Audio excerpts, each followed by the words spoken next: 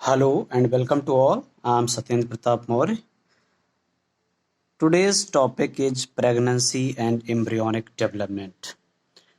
Pregnancy and embryonic development. इससे पहले कल के वीडियो पर हमने आपसे बात किया था इम्प्लांटेशन. थोड़ा सा नज़र डालते हैं एक बार कि कल वाले वीडियो में हमने आपसे बताया था जब हम फीमेल रिप्रोडक्टिव सिस्टम को बनाते हैं इस तरह कुछ एक रफली डायग्राम से जल्दी से समझ लेते हैं. इस तरह से फिम्ब्राई होता है, इस तरह से यहाँ पर ओवरी अटैच होती है, ओवरी दोनों साइड यहाँ पर या अब यहाँ पर हमने आपसे बताया था कि यूटेरस की वॉल है, यूटेरस की वॉल है. अब यूटेरस में ये अंदर की जो लेयर होती है, अंदर की जो लेयर होती है इसे हम लोग कह देते हैं.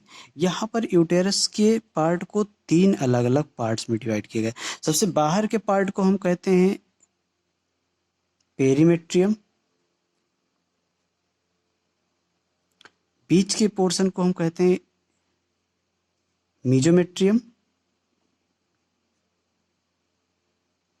और अंदर के पोर्शन को, इस लेयर को ध्यान से देखना, इस लेयर को हम कहते हैं इंडोमेट्रियम. इंडोमेट्रियम.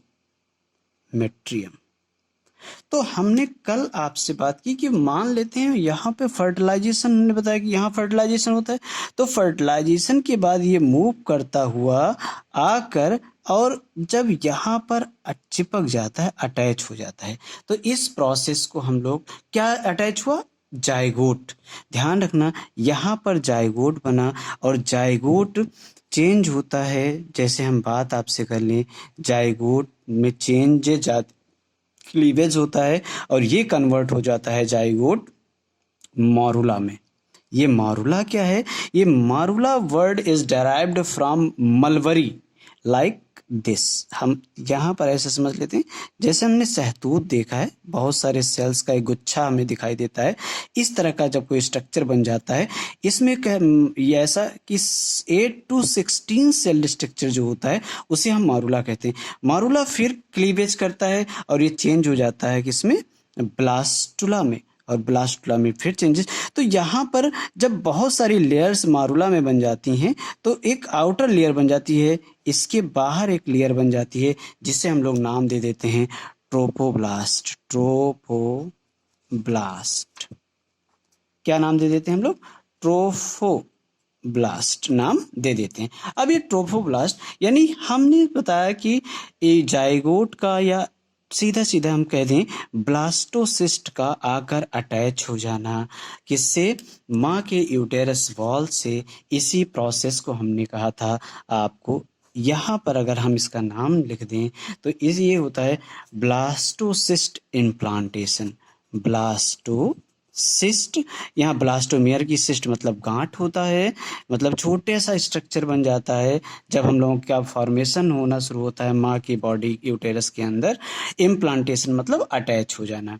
ये प्रोसेस हमने कल जान लिया था. अब आज हम ये देखते हैं कि जो प्रेगनेंसी, हाँ यहाँ पर थोड़ा सा और हम बताना चाहेंगे, ये ब्लास्टुला फिर चेंज होता है गैस्ट्रुला में और गैस्ट्रुला फिर चेंज हो जाता है किसमें, फीटस में. FOETUS, फेटस मतलब होता है बेबी इनसाइड यूटेरस. ध्यान रखना बेबी इनसाइड यूटेरस तब तक.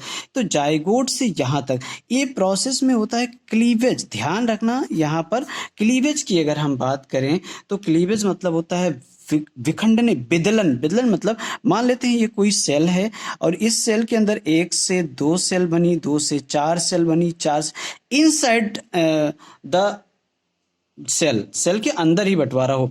अब जब यह अटैच हो जाता है, इम्प्लांटेशन हो जाता है, तब क्या हुआ, अब प्रेगनेंसी हो गई.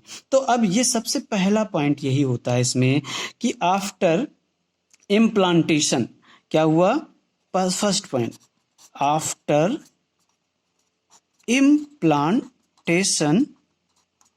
इम्प्लांटेशन के बाद क्या हुआ, फिंगर लाइक प्रोजेक्शन या स्ट्रक्चर बन जाता है जिसे हम लोग क्या नाम दे देते हैं, अलग कलर से लिखते हैं, जिसे हम लोग कहते हैं कोरियोनिक विलाई. क्या नाम देते हैं, कोरियोनिक विलाई. अब ध्यान रखना ये कोरियोनिक विलाई जो है यही क्या काम करेगी, अब आगे प्लेसेंटा का फॉर्मेशन करेगा.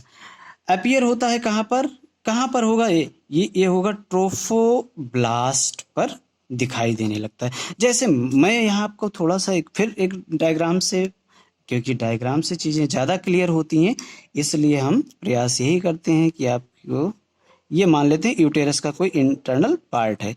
अब यहाँ पर जब आकर कोई चीज, ये फिंगर लाइक प्रोजेक्शन था, इससे आकर कोई चीज चिपका, ऐसे अटैच हुआ, तो यहाँ पर कुछ फिंगर लाइक प्रोजेक्शन बना। इसी को हम नाम दे देते हैं कोरियोनिक विलाई नाम दे देते हैं। अब कोरियोनिक विलाई का फॉर्मेशन हो गया। अब ये क्या काम करता है? इसको चारों तरफ से, ये क्या था आपका? ब्लास्टोसिस्ट कहते हैं या हम जाइगोट कहते हैं, जो भी आप नाम देना चाहो दे दो। ये इसको चारों तरफ से माँ के यूटेरस की ये लेयर, मतलब यूटेरस की लेयर कवर कर लेती है और ब्लड की सप्लाई शुरू कर देती है। और ध्यान है ना, अब यहीं पर एक कनेक्शन बन जाता है। अब क्या होगा? इसके बाद की प्रोसेस में फॉर्मेशन यानी प्लेसेंटा का तैयार हो जाना। अब यहाँ पर प्लेसेंटा वर्ड आया है, तो ध्यान रखना, अगर हम प्लेसेंटा की बात करें तो ये स्ट्रक्चरल एंड फंक्शनल यूनिट होता है। किसके किसके बीच में? ये जोड़ने का काम करता है। किसको? डेवलपिंग फीटस को किससे? मां से, मैटरनल बॉडी, या हम यूटेरस कहते हैं। ध्यान रखना, प्लेसेंटा कनेक्टिव टिश्यू कहते हैं, कनेक्ट करता है। एक कनेक्टिव टिश्यू है, स्पेशल टिश्यू है माँ के यूटेरस से और बच्चा का जो मतलब आउटर कवरिंग होती है जाइगोट की, जिसे हमने लोग ट्रोपोब्लास्ट कहा, उससे दोनों से फॉर्मेशन होता है। अच्छा, ये और क्या क्या काम करता है, तो हम यहाँ देख लेते हैं इसके फंक्शन को। इसके फंक्शन की अगर हम बात करें तो ये और पार्टिसिपेट करता है, सप्लाई करता है। किन किन चीज़ों की सप्लाई करना शुरू कर देता है? तो ध्यान रखना, यहाँ पर हम लिख रहे हैं ऑक्सीजन की सप्लाई करता है, न्यूट्रिएंट्स की सप्लाई करता है। जब हम लोग माँ के बॉडी के अंदर रहते हैं, इनसाइड यूटेरस रहते हैं, उस समय, और जितने भी वेस्ट प्रोडक्ट हैं उनको एलिमिनेट करने का काम करता है, ETC एक्सेट्रा थ्रू ब्लड। ध्यान रखना, प्लेसेंटा की अगर हम बात करें, मान लेते हैं ये प्लेसेंटा है और प्लेसेंटा से ही अटैच रहता है एक कार्ड लाइक स्ट्रक्चर, जिसे हम लोग नाम दे देते हैं अम्बिलिकल कार्ड। क्या नाम दे देते हैं? Umbilical card. हम मान लेते हैं थोड़ी देर के लिए ये कोई फीटस है और ये फीटस की बॉडी है, और उसके जो मिडिल पोर्शन होगा, ध्यान रखना एम्ब्रियो हम बना रहे हैं, ये इस जो मिडिल पोर्शन है यहाँ पर क्या होता है? इस तरह से कवर रहता है बॉडी इसका। तो इसको हम लोग नाम दे देते हैं अम्बिलिकल कॉर्ड। कॉर्ड मतलब रस्सी और अम्बिलिकल मतलब अम्बिलिकल कार्ड, नाम दे देते हैं इसको। तो वेस्ट प्रोडक्ट को निकाल देता है, एलिमिनेट कर देता है, किसके थ्रू? अम्बिलिकल कार्ड के थ्रू। अब हम अगर बात करें कि ये प्लेसेंटा और क्या काम करता है, तो हम यहाँ पर ये कुछ समय बाद ये एंडोक्राइन बिहेव करना शुरू कर देता है। ये एंडोक्राइन ग्लैंड बिहेव करता है, और हम जानते हैं एंडोक्राइन ग्लैंड का मतलब होता है डक्टलेस ग्लैंड कहते हैं। तो जब एंडोक्राइन ग्लैंड के रूप में प्लेसेंटा काम करता है, तो कौन कौन से हार्मोन्स का सिक्रीशन करता है? क्योंकि ग्लैंड है तो हार्मोन का सिक्रीशन करता ग्लैंड्स को करती हैं। तो कौन कौन से हार्मोन्स हैं, एक नज़र में हम देख लेते हैं। शार्ट में हम लिखते हैं, फिर फुल फॉर्म आपको बता देंगे। H, जिसे हम लोग कहते हैं ह्यूमन कोरियोनिक गोनेडोट्रोपिन। दूसरा, यहाँ पर ये इंपॉर्टेंट क्वेश्चन, दूसरा होता है H, जिसे हम लोग ह्यूमन जोड़ेंगे, P से मतलब प्लेसेंटा, L से होता है लैक्टोजन। और नेक्स्ट होता है जिसे हम लोग नाम दे देते हैं, आपने सुना होगा, ये ओवरी के द्वारा भी सिक्रीट किया जाता है, एस्ट्रोजन, और प्रेगनेंसी को मेंटेन करता है प्रोजेस्टेरॉन। अब यहाँ पर इंपॉर्टेंट बात कि प्रोजेस्टेरॉन यहाँ भी रिलीज हो रहा है, किसके द्वारा? प्लेसेंटा के थ्रू रिलीज हो रहा है, जबकि इसे ओवरी भी रिलीज करती है। चलो इसका हम फुल फॉर्म जल्दी जल्दी देख लेते हैं। इसका फुल फॉर्म होता है ह्यूमन कोरियोनिक क्योंकि कोरियन अभी आया था ना, कोरियोनिक विलाई, उसी से नाम बना है, कोरियोनिक गोनेडोट्रोपिन, ट्रोपिन, ये इसका फुल फॉर्म हो गया। यहाँ भी ह्यूमन, तो यहाँ भी हम लिख लेते हैं ह्यूमन, फिर यहाँ पर पी जुड़ा हुआ है, यानी ये प्लेसेंटल यानी प्लेसेंटा। लैक्टोजन, लैक्टोजन मतलब मिल्क के लिए कुछ काम करना शुरू कर देता है, मेमोरी ग्लैंड के लिए शुरू कर देता है। ये दोनों एस्ट्रोजन एंड प्रोजेस्टेरोन का सेक्रीशन होता है। इसके अलावा अगर हम बात करें तो एक रिलैक्सिन नाम का कौन सा हार्मोन, जिसे हम लोग कहते हैं रिलैक्सिन हार्मोन, ये भी क्या है, हार्मोन होता है, जो कि सेक्रीट किया जाता है किसके द्वारा, ओवरी के द्वारा। ये कब सेक्रीट होता है, सेक्रीटेड बाय ओवरी, यहां पर हम लिखे दे रहे हैं सेक्रीट्स। कौन सेक्रीट करता है, तो ओवरी सेक्रीट करती है। इसका काम क्या होता है, ये जब प्रेगनेंसी का अंतिम समय होता है उस समय ये यूटेरस को डायलेट करने में मदद करता है, यानी यूटेरस के कॉन्ट्रैक्शन रिलैक्सेशन में ये हेल्प करता है। वैसे तो सबसे ज़्यादा हेल्प करता है जिसे हम लोग कहते हैं चाइल्ड बर्थ हार्मोन ऑक्सीटोसिन, वो पिट्यूटरी ग्लैंड के द्वारा सेक्रेट किया जाता है, तो उसके बारे में हम आगे बात करेंगे आपसे।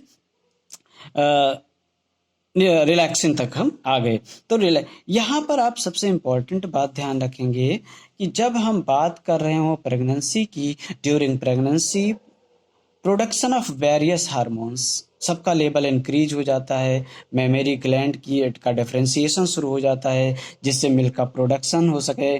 कोस्ट्रियोल, थायरॉक्सिन, प्रोलैक्टिन हार्मोन, बहुत सारे हार्मोन सेक्रेट किए जाते हैं।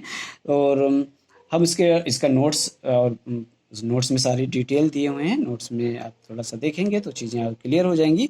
और हम कल इस एम्ब्रियोनिक डेवलपमेंट की, जब हम आगे फीटल डेवलपमेंट की बात करेंगे तब हम उस पर, एम्ब्रियो जब इम्प्लांट हो जाता है तो उसमें डिफरेंशिएशन होता है, डिफरेंशिएशन होने के बाद सारी प्रोसेस कंप्लीट होती है। तो आज के लिए फ़िलहाल इतना ही, वीडियो वैसे भी काफ़ी लंबा हो जाता है। बस उम्मीद करता हूँ कि आप अच्छे से समझ रहे होंगे। अगर कोई प्रॉब्लम होती है, समझ में नहीं आती चीज़ें, तो आप ज़रूर कमेंट करें या आप व्हाट्सएप के माध्यम से पूछ लें। Thanks for watching the video. स्वस्थ रहें, मस्त रहें, मिलते हैं नेक्स्ट वीडियो में। जय हिंद।